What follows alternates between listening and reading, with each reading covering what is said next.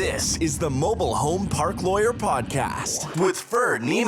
If you're looking to generate wealth and passive income in the lucrative world of mobile home parks, you're in the right place. You'll discover solutions to the common legal and operational pitfalls and how to optimize parks to maximize income. Your host is in the trenches. He's a real estate attorney, financial analyst, and mobile home park investor and operator. Now, let's turn it over to Ferd.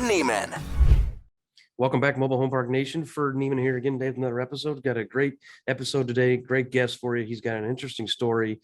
He's tackled some kind of crazy mobile home parks right out of the gate. So I've been blessed to be a part of some of it with him, but watch his journey. Really excited today. Please help me welcome my guest, Craig Napoliello. Craig, thanks for coming on, man. Thanks so much for having me. Yeah, well, I'm excited. I finally talked you into doing this. It's been a while. I wanted to have you on. You have an interesting story, and your first transaction is one of the more complicated first transactions that people will tackle. So kudos to you for getting it done. So maybe tell us a little bit more about how you got in this space, your background as to how you got an MHP, and then we'll talk specifically about some of your deals and your team and lessons learned. But go ahead, tell us a little bit more. Yeah. Thank you. So I basically started looking at, I've always been interested in real estate for sort of my entire adult life, but I was, interested in real estate sort of from a distance or, in a casual way. I'd go to a new city and always check out, Zillow or, local real estate listings. But I really started looking at real estate as a potential, say business and treating it like a business in 2019. And I started with multifamily. So I basically, started exploring that, dipped my toes in the water with a duplex, started building from there. And then when COVID hit, my wife and I were, basically were quarantining, or we were, basically, sort of off, out of the rhythm of our everyday life, which, allowed us sort of a lot more, free time. I live in New York City and, we just have a busy sort of life. I'm out a lot and that type of thing. So all of a sudden now we find ourselves sort of, sequestered and not going out as much and just a lot more sort of time on our hands. So I used some of that time to just sort of digging more into real estate, seeing what was possible. And I started sort of going down the rabbit hole of mobile home parks and comparing, contrasting, which I think you sort of went down a similar path. I think a lot of folks do, comparing and contrasting the characteristics of MHP versus multifamily. And the more I learned, the more interested I became. So I ended up selling all my multifamilies and 1031ing those, and deciding that I was going to pursue mobile home parks. And part of the thing through that process, which was maybe the most important piece of this, is that I have a partner named Kevin, and so during COVID, my wife and I again were just sort of isolated, like many people were. And so I told Kevin, who's my wife's cousin's husband, I'd met him at a wedding and he told me he was interested in real estate. So I reached out to him and I said to him, hey, I don't know you that well. I know through the family, you're a great guy and everyone loves you. And I just want to let you know that I'm not sure what's going to come of this, but I'm really sort of digging in and, and learning about mobile home parks. And I'm not sure how it's going to look and again, sort of exactly what the path is, but generally when I, sort of commit to something, I something's going to happen here. I'm not sure what it's going to look like, but something's going to happen. If you want to come along for the ride, I don't know anything about mobile home parks. I'm just learning. I'm sort of, it's at square one. If you want to sort of learn along with me and we can sort of spitball around, what this might look like and sort of a strategy and pursuing deals and whatnot. And he was, was up for it. So we spent a year before we closed on a single park in the parks that Ferd's describing. We spent a year talking every day, right? Talking every day and bouncing ideas off each other, sort of seeing just how we communicated, how we got along. And I see just tons of people, because I think they recognize that they need other people besides themselves to work with. They need partners to be successful in a business, but they just basically meet someone for coffee for 10 minutes and they say, oh, this is my partner, because we have complementary skill sets, which I see that a lot. And I think is dangerous because again, relationships are challenging and developing, close personal business relationships especially when things are going well, sure, I'm sure a lot of them work out, but there's going to be bumps in the road.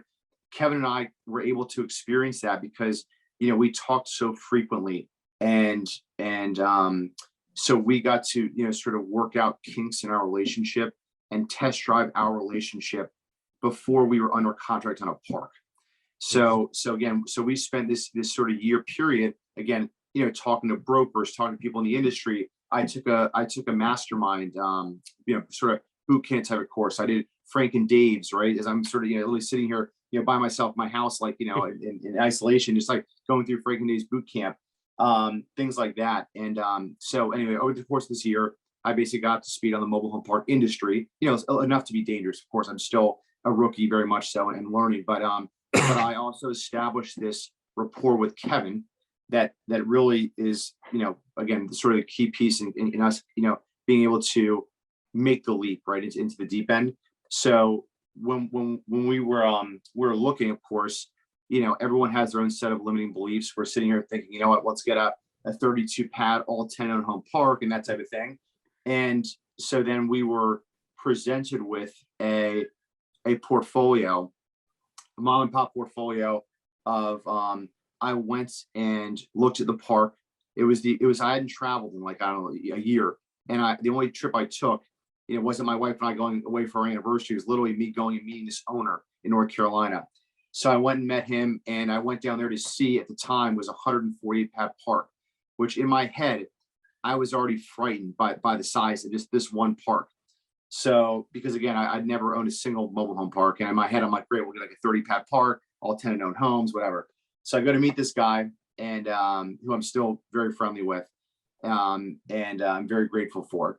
And I went to see this park. There was 148 pads. There was 120 park owned homes. I mean, I was like driving through with this guy. It was like a city. And I was basically freaked out in my head about like, how can we take this on? We have no experience and whatnot. So then, getting to know this guy and sort of trying to understand where he was coming from. It turns out that he had even a lot more than that. So as we build our relationship, we find out that he wants to sell. He has 270 pads. He has 80 apartments, an office building, 22 single family homes. So basically a whole pile of stuff. I don't remember. We got 10 mobile homes that are in the city on land. We got 10 double wides over here on land. That's right. We got a 5-unit park. We got a 37-unit park. There's an office building. Yeah. It comes with staff. The whole exactly. So they were doing, I use this term lightly. They were doing their own property management, but again, there was a ton of deferred maintenance and just a sort of a different way that we would run our business. But either way, so now this is sort of, this opportunity is presented to me, and again, something that I would say to anyone that's looking to buy their first park, to basically to identify like of course there's gonna be tons of things you don't know, but identifying the things that you don't understand that could really hurt you, right? So in this example, this park, I thought to myself, again, I was scared as shit basically. So I said to myself though, if I think this is the right opportunity and this is a good value, I should want this to be as big as possible, right? Because any real estate investor will tell you that all their best deals, in hindsight, they wish they were 10 times bigger, of course, right? Sure. So I try to take a step back and evaluate this through the lens of like, is this a good deal versus like, oh gosh, this is so big, and look at the variables that were overwhelming to me. Instead, to take a step back, take a deep breath, and say, is this a good deal? And if I'm unsure if it's a good deal, are there people that I can lean on that can help me understand if it's a good deal or not, right? So again, as I mentioned a moment ago, identifying some of the issues that really freaked me out. So legal and zoning was one of those. So we worked with Ferd. So we basically reached out to Ferd and retained Ferd and his team services. So all the legal and zoning stuff, and Ferd can attest, this was messy, and there was a lot of hair, a lot of things that easy to misunderstand. So pretty much all of the legal and zoning stuff and that expertise, we put on and Ferd his team. So again, that's something that again, if you listen to Ferd's podcast, there are there's scores of episodes that are, cautionary tales around legal and zoning, right? And what can go wrong if you don't properly cross your T's and dot your I's. So I covered that with Ferd. I then thought to myself, due diligence, as many things as I've read, as many videos I've watched, do I feel comfortable doing due diligence on 270 sites? And the answer is no. So we hired, due diligence partners. And again, they made us, and again, we all worked in tandem as a team.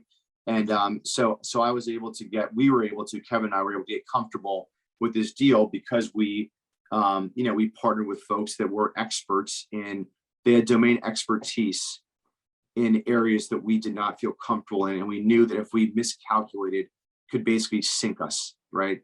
So the reality, now looking a year back, we've been in the deal, yes, we had 1,000 paper cuts and we're still standing, right? So it's mitigating the risk that might put you out of business, which I felt that we did with, hiring you and hiring due diligence partners. And it's one of those things, again, this is my perspective has changed as I've gotten older on this. But, of course, when you think of first of all, the scope of the project that you did and the due diligence partners did was large and complicated and messy. So of course it's going to cost a lot of money, right? But I mean, that's something that perhaps 10 years ago I would have shied away from. But I mean, I didn't even hesitate in this scenario because, it's now to me very much, it's not even a consideration to do it any other way, right? Those are topics that I'm never going to be an expert on. That it's not, I mean, I have to really go, law school and all the different years of experience you've had in these different parts of the industry, right? So it was an excellent investment. And again, when you think about that, like the fact that I was able to get this deal over the goal line because of you and your team, right? Because of due diligence partners, because of the local attorney that we partnered with that I still use and like very much, because of all of you getting us comfortable and getting over the goal line. Of course, Kevin and I are going to reap the benefits for, 10 plus years. No, great. I mean, yeah, you obviously put a good team together there. I mean, this deal, just for the audience that doesn't know, I want to add, I mean, this was mom and pa on steroids. I mean, the reason you got this deal was because you were the only guy willing to take it all. Some people I'll take the nice park. You're like, I'll take the nice park and the average park and the little park and the bad park and the duplexes and the storage and the office. And oh, by the way, there's 100 titles that you haven't seen in forever. I'll take I'll figure out the 100 titles also. And and your lender got along with it, right? And it was that whole process. So I mean, Yeah. tell them a little bit more about.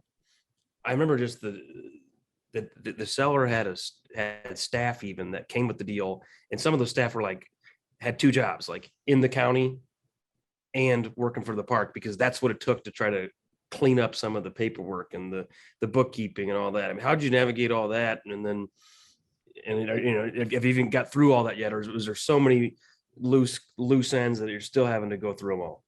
Yeah. So there are, so I guess to go to sort of the beginning of the story of how did we get through it at the beginning? There's just some sort of things that, basic things that you sort of hear on a lot of, say, successful journeys, right? Is it it's just, sort of grit and hustle. I mean, listen, Kevin, my partner in this has a tremendous work ethic. He put in a ton of hours. I mean, also on top of that, right? We, like Ferd's describing, we had a team in place there, right? That we inherited from the last owner. And why did we choose to do that versus just being hey, this is not a great fit for our long-term vision. Those folks were, I live in Brooklyn, New York, right? All these parks are North Carolina. All the folks there, except for one person that basically, left the first week, all those people are great people. They're local people. These are local jobs. They again, there's, you mentioned, there's a woman that worked with us that, that basically was had a relative down at the DMV helping with the titles. But the thing is, we treated all of them extremely well, and basically treated them like we've been working together for a long time, and got to understand them, got to understand what it's like living there and working there in that county. Because the reality is that we're the outsiders, right? Kevin and I are coming in. Kevin lives in North Carolina, but he's in Durham. But for us to come in and sort of displace these folks that are honestly all great folks, would have been a mistake, right? So completely understand the dynamics of having your own team, building your own team, which I think we've done at the right pace.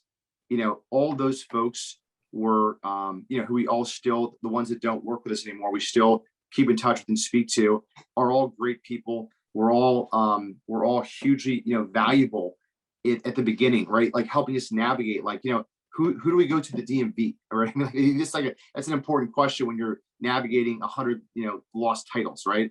So things like that. Maybe we're at this point now, we're very friendly with like the sheriff's department, all these local folks. At the end of the day, like, we are coming in to their world, right? And we have to be respectful of that. So I think that was a huge piece in us being able to tie up all these loose ends, is that we immediately, ingratiated ourselves with all the local folks, and all those employees that we inherited helped us do that. No, that's good. I mean, I know that you mentioned before too. I mean, Kevin obviously is more boots on the ground with you being in New York and him down in North Carolina. How is that infusion into that market? How is that working now? I know we've talked about kind of the market dynamics right now and the competitiveness for deals. So, but you're still finding deals. Tell us about that. Yeah, I mean, I think that is which I think is amazing, because it gives us a huge advantage. I mean, like this, I wish I had sort of had some, like, sort of secret sauce. I mean, like the reality, I think that we've been successful locally because Kevin is a great guy. I mean, honestly, I mean, he's very, very likable. So like, what does that mean? That means that literally every single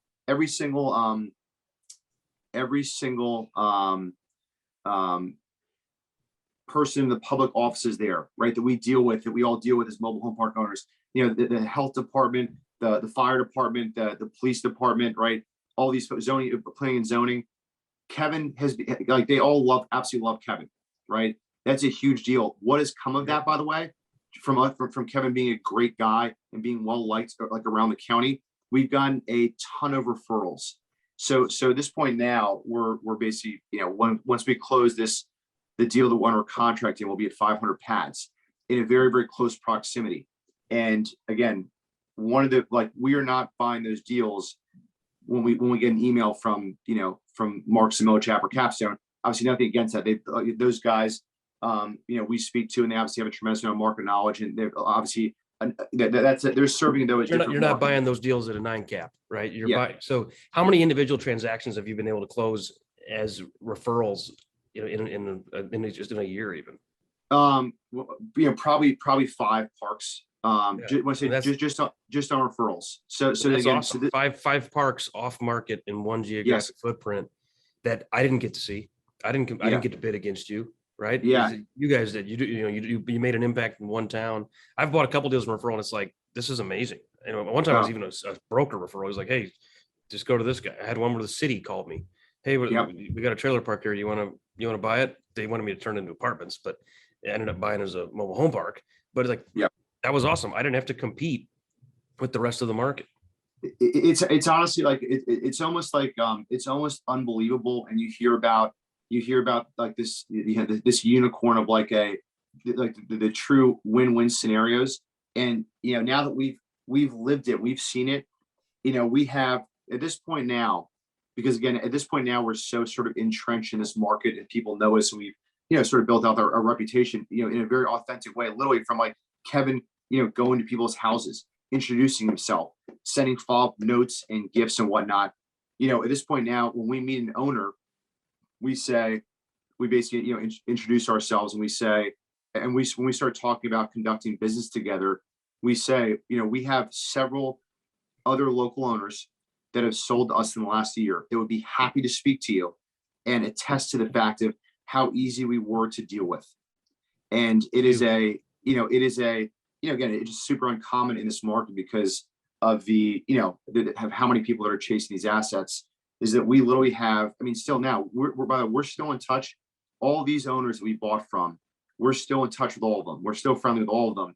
And they are literally, they will literally reach out to Kevin. Again, the sort of the true win-win. We were able to buy the parks with enough meat on the bone for us, and to make the improvements that we want, and to get the valuation that we want, and all the things that us investors are looking for. But then on the flip side, we literally have people still that like close. There's a woman where we in the county where we operate. We closed her park in September, this is not a 5-pad park. This is a 73-pad park. And we bought this park from her, and she's referred us to several people herself. And she will, reach out to Kevin unsolicited, via text and say, hey, I can't describe, what a burden that park was for me, and how I can sort of live the life that I want now, enjoy my children and my grandchildren, and, basically thank you. Wow. Yeah. I So have a little it's a lady. great feeling. I have that is a great feeling. I have a little old lady that I wish had the same attitude that we bought a park from, and she was like 90 something, and she was in escrow. She's like, well, in case you guys don't close, I'm still doing work. She was laying laminate flooring herself on her knees, like 3 days before closing, spending all our cash. She had mobile homes on credit cards, which we didn't find out till post closing, that a couple of them had quote liens on them because of credit cards, where it's, wasn't really a secured lien, but then she was being difficult because, we were still had to get a couple titles from her and get that cleared up. And then she sold them out from underneath of us afterwards. And I was like, we saved your day. Like, Yeah. you literally get to retire. We give you a life-changing amount of money. You can take care of your kids. You got all this money. And here she was post-closing, trespassing. She was going around telling people that, we bought the park. We closed on a Friday. That weekend, she was going around to people saying, hey, you still owe me $5,000 in terms. I didn't sell this home to those guys. If you give me $3,000 right now, I'll give you a quit claim deed right now. And we found out about it. We're like, lady, we have a bill of sale. Some of them had titles, some of them had lost titles that we had rights to, and your power of attorney that we could start working on Monday. And she was like, yeah, but I had till the weekend to try to get a couple more bucks out of them. And I was just like, I thought we did it right, but apparently we're not as smooth as you and Kevin. And we've had some good relationships with sellers for sure, and it's important. But this lady in particular, I'm like, we literally gave you a life-changing amount of money in your 90s. I mean, $500,000, on a park that she was literally laying flooring on. Like, we give you $500,000, and then you're going to stiff us. So you're doing it right. That's for sure. If the lady's texting you after the fact, thanking you. So kudos to you guys. Yeah, and we're still, again, we basically now turn them into basically, testimonials, and they've her and others have basically offered up. Again, we say to people, hey, we can put you in touch with other owners that would be happy to speak to you about their experience with us, which is just goes a long way, right? With folks, and it's basically, it's something that, like, I would say for a beginner, right? It's like, this is a very competitive space. So, how can you compete, right? I mean, like, again, Kevin and I aren't going to be able to compete with Blackstone, right? I mean, like, on some 278 pad park that's being marketed and, call for offers type of thing. So, how can we compete is that, we're in a market that basically now we know that market, I'd say better than most people, or maybe anybody. And so we're doing unscalable things to find these places, right? So I completely understand that we want to have scalability in our business as well. But Kevin does things, as an example, when he's like driving to our parks, if he drives by a park, he pins it on his map, and he will go back there in person, right? He'll go look up the information, he'll go back there, and then go knock on their door and introduce himself and tell them about what we're doing, and, offer help, because we're obviously, neighbors and peers with them. So, so yes, you can't do that. I wouldn't suggest doing that 10 hours a day, every day of the week, but that, a mix of that, I think, can go a very, very long way. No, I agree. I mean, scalability is obviously huge for business in general and automation, but there's some things you can't effectively scale to automate. Lots of people can send postcards. Lots of people can hire. I get robocalls, and it's from a client, and I'm like, he knows me, but it's not him doing it. His robocallers leave me auto voicemails almost every day. And they don't even say which park. They don't say which park they're looking for. I mean, they assume I'm a mom and pop that owns one park. Like, hey, I drove through your park, and I'd like to make you an offer, a real fair offer, and we can close cash and close fast, or we can help with your tax situation. Call us. I'm like, that doesn't work. Like, it doesn't work. At least doesn't work, that effectively. So what you guys are doing, while not scalable, I think is the right way to do it. Yeah, there's certainly some benefits. I mean, there's a park that Kevin called me on the other day. Again, same thing. Like, it's basically like a woman who sort of runs her operations. It's like, it's her, daughter's like high school friend, and the guy's the maintenance guy at this park. And, so pretty much like it was, a game of telephone to find out like who runs this park. That's in a great MSA. It's 20 minutes from us. So Kevin physically went there and spoke to them. And they said they've literally never spoken to anyone ever. Right. And this is like I want to say it's a 58 pad park with like 100 acres. So, I mean, this is like a real asset. And they said they've never, ever spoken to anybody ever on the telephone or in person. So now, like, who knows what comes of this park, but, we have a real crack at it. Yeah, no, that's great. So that's obviously a good strategy for acquisition. Tell me, and you talked about acquisition, you talked about kind of local market and fitting in there and building rapport. What have you guys done that has been easier than you expected getting into space? And what have you maybe done that's been harder than expected that you didn't know right out of the gate, or you haven't figured out yet that maybe our listeners can learn from? Yes. So I mean, I could literally talk for 10 hours about like all the, basically all the, cautionary tales and things we learned the hard way. And so I would say this, and I want to focus on sort of the things that we've learned, by getting knocked down and getting back up, is that, this is not first of all, what I've learned in this year, Kevin and I, we both absolutely love this. We absolutely love this business, and we're going to be doing this for a very, very long time. But this is not it's not a passive. This is not a passive business. So I think some people probably read things about 10-owned homes or sort of the lowest maintenance type of real estate. All those things may be true, but I mean, this is not people think of passive like they're not doing anything. And obviously I won't get into it. I was asking Ferd before we got on the podcast, hey, like, what's your sort of most recent crazy tenant story? And I won't go into it. That's his story. But like my point being is like, things do happen every single day. Houses burn down, people get the cops called on. I mean, things happen every single day. I mean, that's because, in real estate where there's, that are dwellings, humans live in there. Humans make mistakes. Humans do dumb shit. So, I mean, like that's part of the business. So I would say that if you're going into this thinking like, hey, I'm going into this because this is like a piece of cake, like you're going to have this would be a big surprise for you, because it's not easy for sure. Right. It's not easy. I think it's well worth it for us, at least, right? If you like it, if you like real estate, if you like, all the fundamentals and the nuances of building a brand, building a community, giving people like a great place to live, that then great, definitely worth pursuing. But it's not like, it's not the version of passive that a lot of people, I think, promote, right? There's real work that goes into making this successful. Yes, if you want to be a slumlord and not respond to your tenants ever, then I'm sure it's more passive. But if you want to have a high quality, well-respected business, it takes a lot of work. And so we have learned that through trial and error, and being in the business, understanding that, and we absolutely love it. So we're going to continue to grow and can't wait to be in this business our 20 plus years. Some things that we've learned, and I think probably going into it, right, there's a lot of sort of preconceived notions like, what does this mean? I'm going into the mobile home park business, and I had owned apartments previously. So I had in my head, I was sort of drawing parallels and comparing that business to this one. So I would say that park owned homes. I actually love park owned homes, and I think that the park owned homes, especially with what we're seeing in the market now, with all these inflationary trends touching pretty much every asset, I think that in general, park-owned homes are very undervalued, and I think that we've been able to extract a lot of value and equity from deals based on how people are pricing park-owned homes.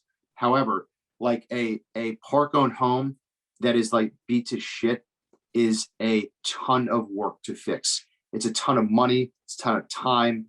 So luckily I sort of like, overfunded this project just because I'm a conservative person, but and so we had, the liquidity to take care of it, but I certainly wasn't thinking, per park owned home that when they are in bad shape, and, you promote this, which I'm sure I listened to the podcast that went over this. Frank and Dave say this, but like, did we go through every single park owned home and grade them and give an estimate to what they would cost? we did not do that. Now we do that. Now we're basically running a contract in a park. Kevin won in every single park owned home. Him and our head of maintenance won every single park owned home, right? So again, park owned homes, I think the net of them is they can be an excellent value, and the people sort of underestimate their value. They're undervalued in general, at least the ones we've seen, because people don't want to deal with them. But if you get park owned homes, a lot of deferred maintenance, it's way worse than an apartment, right? Because you have like floors and roofs, and a lot of things you don't come across in a sort of a beat up apartment. So that to me was the biggest one. Park owned homes. Yeah. Park owned homes. I mean, to me, it's a love-hate relationship. Obviously it's nice to have the extra assets. So if it's free, you didn't factor it in your purchase price and the cap rate, or you paid minimal for it. Like nice. I got a home out of this. Yeah. And it's nice that you get top line revenue.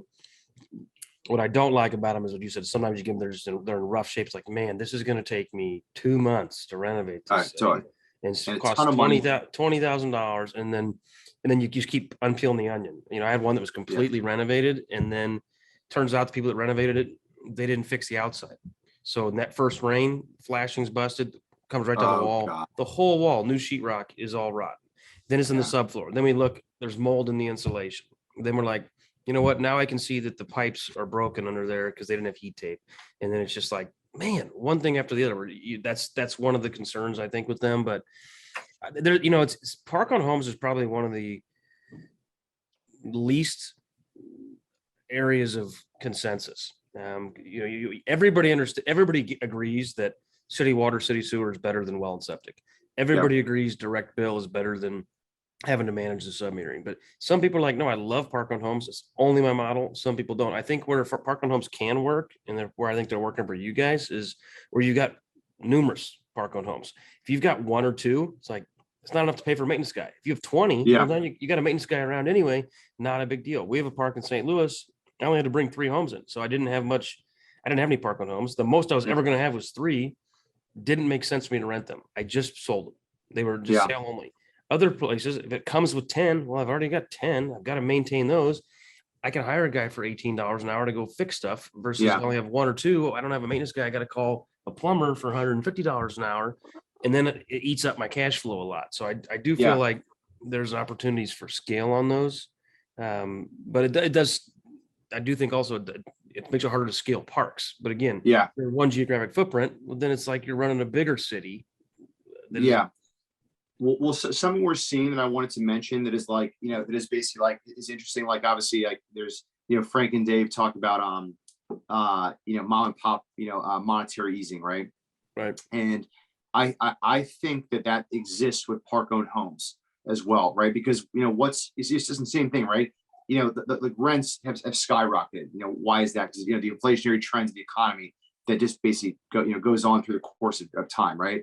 So, and they don't raise the rents in many cases, right? And that's where the value add comes in. For park owned homes, we've experienced the same things in the sense of, what's happened in the world in the past, 3 years, right? Basically, like, the price of everything is skyrocketed, right? Park owned homes, like that does not, park owned homes are not excluded from that trend, right? I mean, listen, used cars, right? The price of used cars have gone up.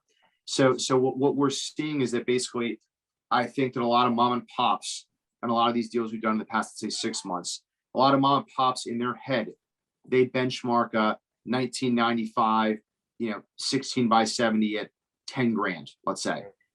We're selling some of those now for 25 grand, 22 grand, 23 grand, right? So that's what, like, even beyond the the debate of like, do you want to manage and run park owned homes? Even setting that aside, just basically the valuation of park owned homes is that we are finding a way to extract value by selling them, because again, like the sort of the mom and pop mentality of what that's worth, the world's changed. Pricing everything in the world has changed, including park owned homes.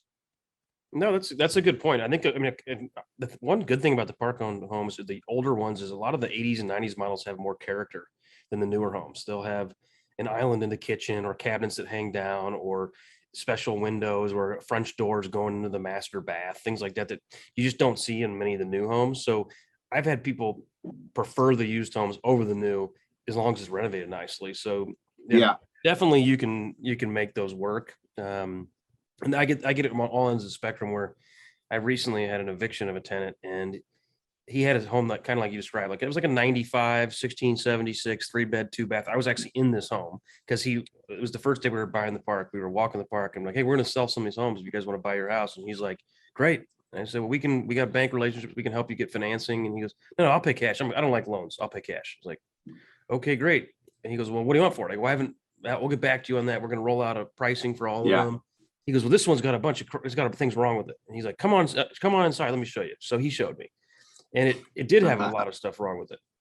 It leaked here, central air didn't work, hole in the floor. We'll get this stuff fixed. And he goes, so what do you want? You want like 750, 1,000? And I was just like, no, with payments will be like, a lot of rooms like 250 in this market. Payments will be like, no, less than that, like 605 or something. Because I don't want payments. I mean, like, how much you want for cash? So I don't know, probably 15 or 20,000. He goes, what? I got 750 right now. I'll buy it. I was just like, okay, so you're my cash buyer. How do I tell you? Like, I'm not going to sell you this home for $1,000. That's a 1995. And he couldn't. He thought I was just the worst guy around. Like, I go, literally, this is worth 15 as is. If I fix it up, get a 20-year bank loan on it, or 15-year bank loan, I could probably sell it for 25, 28. Yeah, and that's exactly what we're seeing as far as like.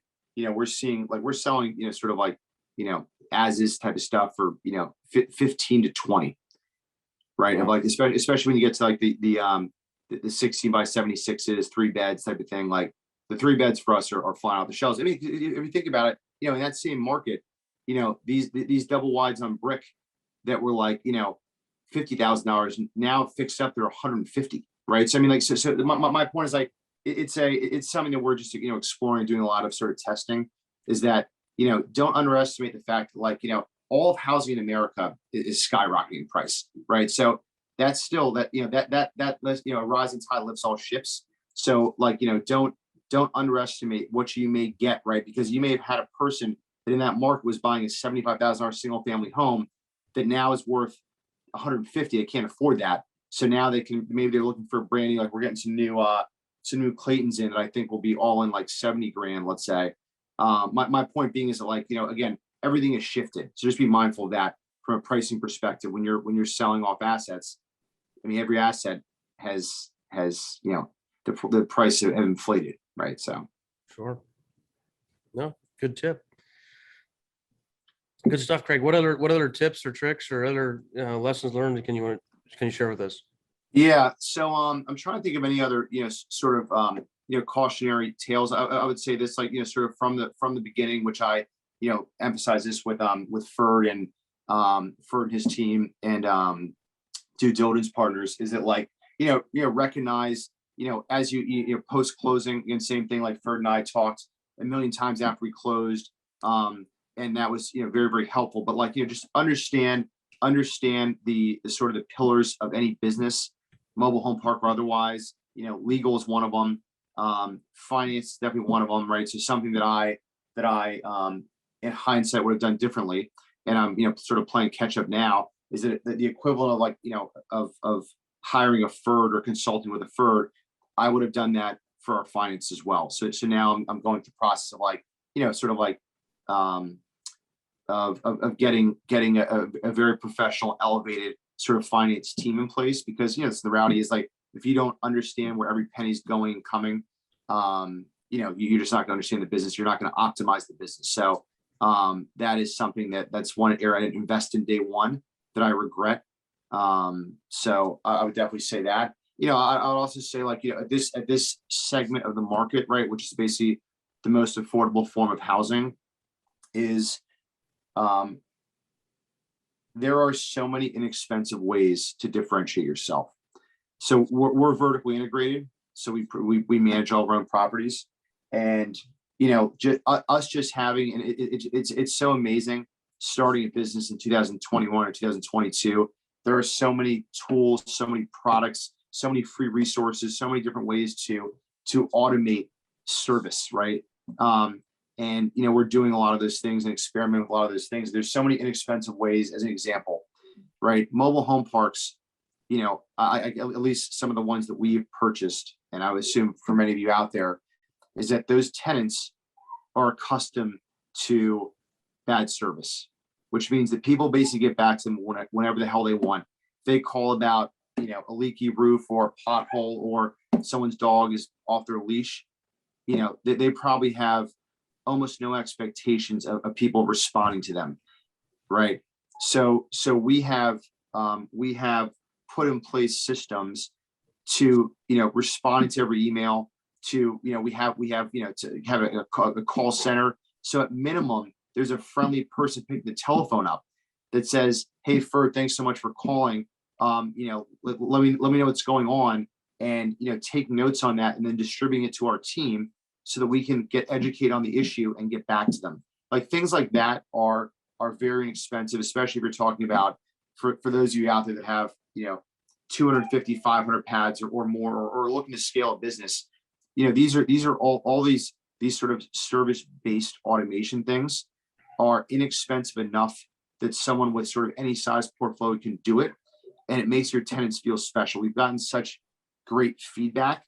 Even if they disagree with our answer, they're happy that we are basically acting like we care in the form of responding to them, answering them, right? No, I think that's important, especially if you don't have an on-site office, which a lot of parks, especially smaller parks, they just don't have an on-site office. Yeah. So they want to call somebody and they get mad. Like I've had them call like 3 times in a row. It's like they're mad. Like, look, we can't answer every call immediately, but then we call back. Hopefully they're appreciative. But I know that some people are like, we never even called before, and we've had problems where we took over a park where there was like crime and stuff, and they're like, yeah, we never called. There was no point. We're like, what? Yeah.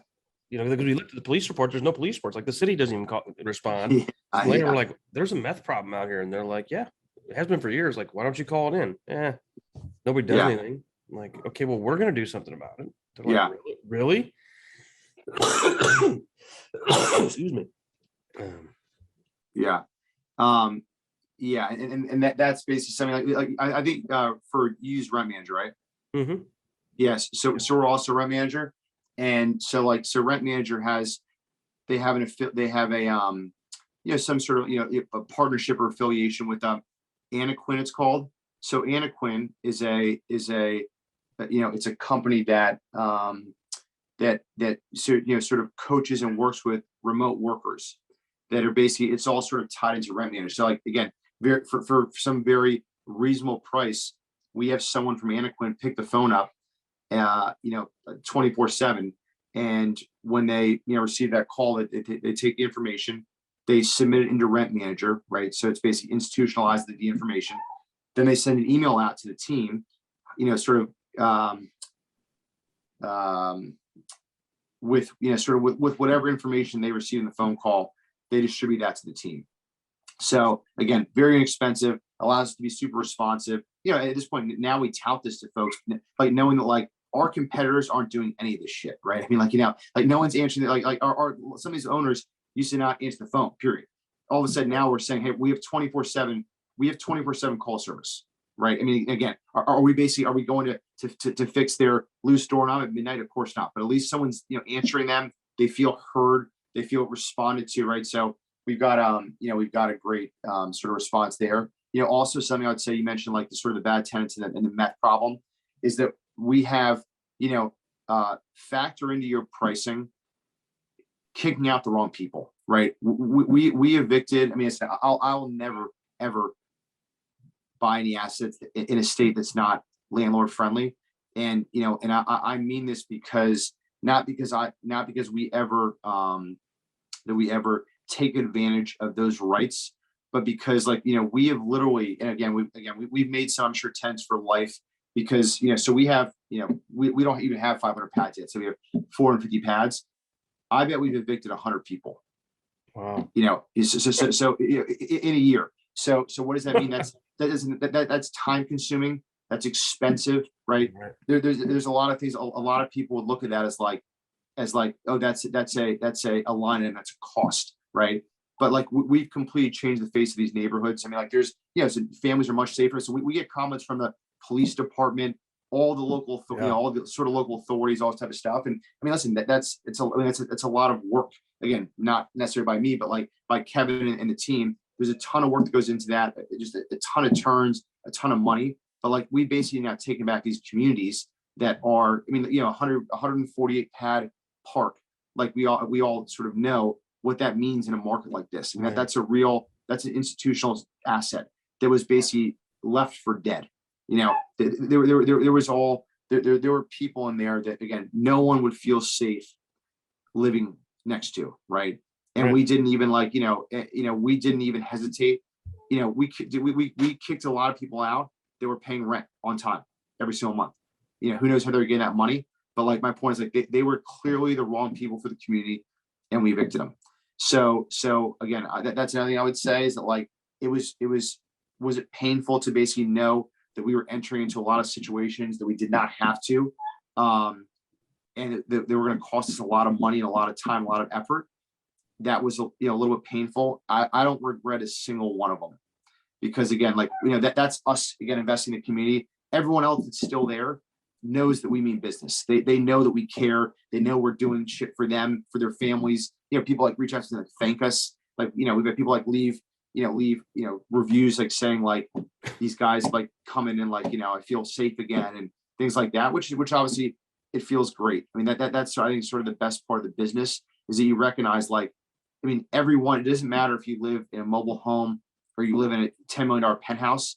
Everyone wants the same shit, right? Everyone wants to, they want their families to be safe. They want to be clean. They want to be quiet, right? So just because this is a different price point than, A-class apartments and, like upscale single family homes and whatnot, they all want the same things that you or I want. Good points. Yeah. I mean, that's a good point. I have one quick caveat to that too. I just today drafted a language for a sign we're posting in some of our parks about evictions, because it says basically if you're evicted from any residence or any occupancy, you're not allowed to move in the other home. And if you move in the other home, that person's gonna be evicted, because we've had a problem where we got 4 or 5 bad apples, and then now there's like 13 adults living in one home because they just get evicted and they go live with the other guy.